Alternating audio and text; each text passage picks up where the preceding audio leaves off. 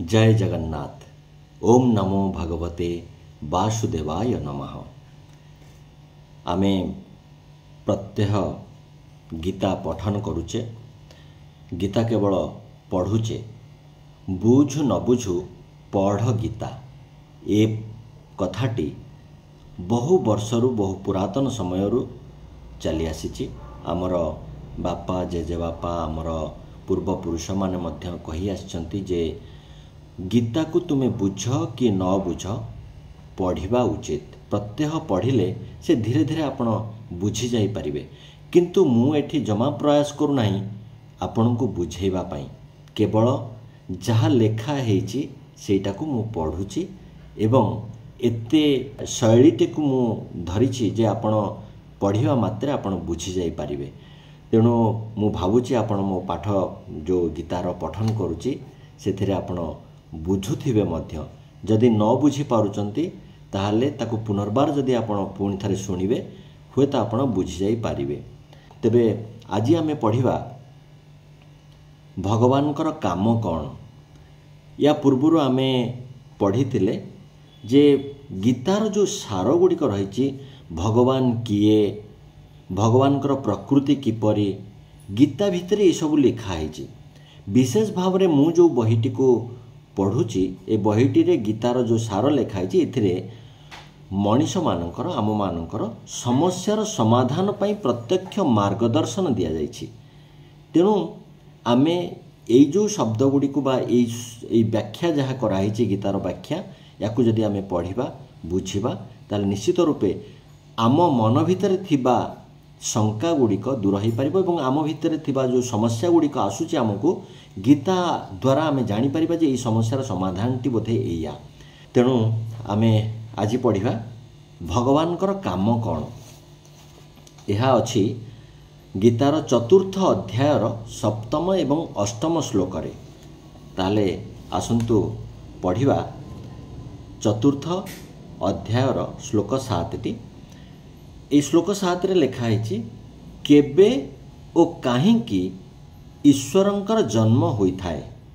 भगवान निजे एठी कहउचंती यदा यदा हि धर्मस्य ग्लानिर्भवति भारत अभ्युत्थानमधर्मस्य तदात्म्यानं सृजाम्यहम्। हे भारत, जेतेबेले धर्मर हानि एवं अधर्मर वृद्धि होइथाए सेतेबेले मु निजको प्रकट करे। व्याख्या धर्मर जेतेबेले हानि एवं अधर्मर वृद्धि होइथाए ईश्वर सेतेबेले अवतार ग्रहण करिथांती। गीतार प्रथम अध्याय उपक्रमणिकारे विस्तार पूर्वक धर्म शब्दर अर्थ व्याख्या करा जाइछि। धर्म स्थितिर नियम हेउछि एक पवित्र सत्य जहार पालन द्वारा ही समाजर धारण संभव होइथाए। बहुसंख्यक लोक जेतेबेले धर्मर पालन करंती नाही दुई पद विशिष्ट पशुमानंक द्वारा सेतेबेले एही जगत अधिकृत होई जाए। तापरे परस्पर सहयोग एवं शांतिपूर्ण जीवन यापन करिबा असंभव हुए। मनुष्यर शोभा वर्धनकारी उच्च मानर जीवन केउठारे दृष्टिगोचर हुए नाही। इतिहासर एपरि कालिमामय समय रे कोनोसी कोनोसी महान व्यक्ति समाज को आसी लोकमानंकर जीवन एवं नैतिक मूल्य गुड़िकु उच्च स्तर को उठाइबार यत्न करिथांती।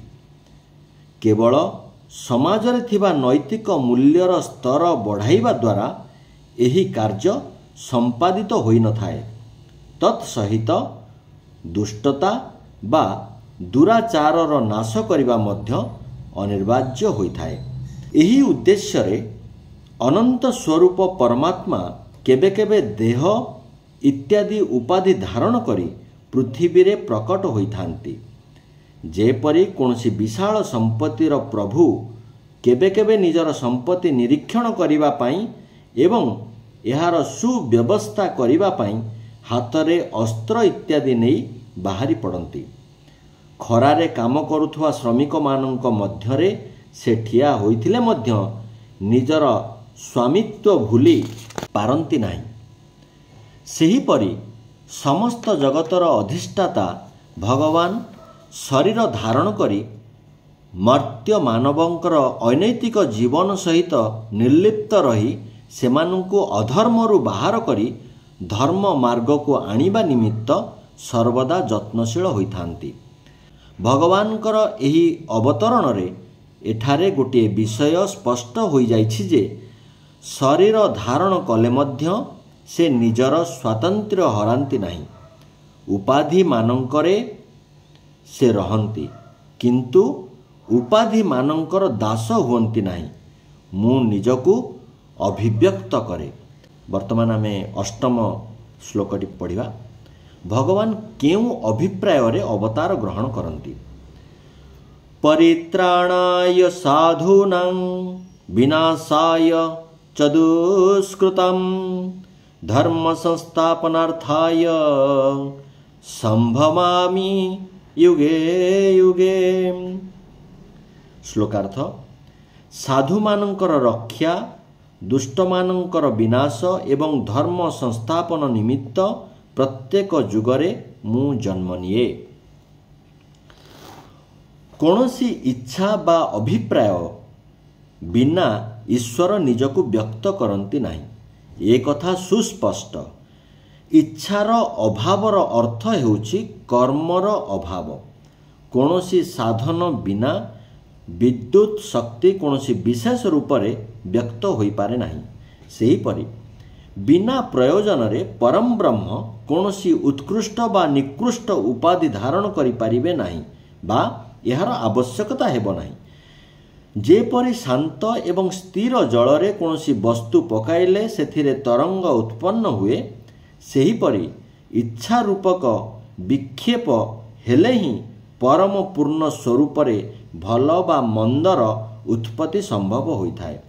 गोपाल कृष्ण रूप रे पूर्ण परमात्मांकर अवतार ग्रहण करिवार कारण रूपक इच्छा को व्यासदेव एठारे निज शब्द रे वर्णना करिसंती।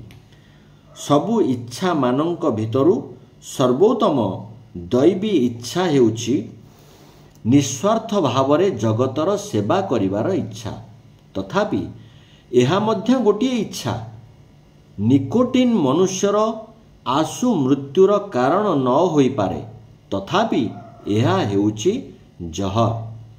कर्तव्य पालन करुथुवा साधु पुरुषंकर रक्षण कार्य करुथुवा समय रे निजर मायार आश्रय नहीं अवतार पुरुषंकु आउ गोटिए काम करिवाकु होइथाय एवं ताहा हेउछि दुष्टंकर संहार।